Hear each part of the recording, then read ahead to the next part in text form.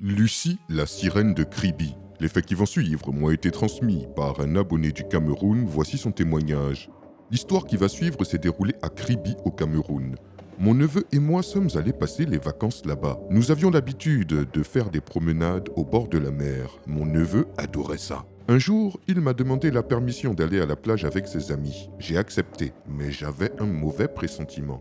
Je me suis donc rendu là-bas un peu plus tard pour voir si tout allait bien. Arrivé sur place, j'ai découvert ses amis affolés en train de crier son nom en regardant vers la mer. Ses amis m'ont alors expliqué, en montrant un rocher au bord de l'eau, que mon neveu avait touché ce rocher. Or, cette pierre n'était pas une pierre comme les autres. Elle appartenait à une sirène connue de tous à Kribi qu'on appelle Lucie. Quiconque touche cette pierre se voit emporté par les eaux. Ils ont vu mon neveu la toucher, mais il était trop tard pour le prévenir. Le mal était déjà fait et il a été emporté par l'eau. J'ai alors décidé d'alerter certains initiés de la ville pour qu'ils puissent m'aider à récupérer mon neveu.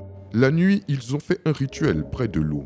Et là, quelle ne fut pas ma surprise de les voir tous plonger dans l'eau. Ils sont ressortis 1 heure plus tard et m'ont expliqué qu'ils se sont rendus dans le monde aquatique pour s'entretenir avec la sirène Lucie, pour qu'elle libère l'enfant. Cette dernière leur déclara que s'ils voulaient récupérer l'enfant, il fallait qu'ils préparent une somme de 2 millions de francs CFA en pièces de 100 francs et lui remettre cette somme.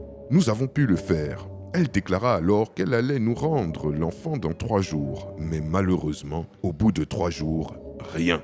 Et nous n'avons plus jamais revu mon neveu depuis. Quelle histoire énigmatique. Dites-moi ce que vous en pensez dans les commentaires et je vous dis à très bientôt pour une nouvelle vidéo. C'était Takashi J numéro 1 sur les histoires mystiques de l'Afrique.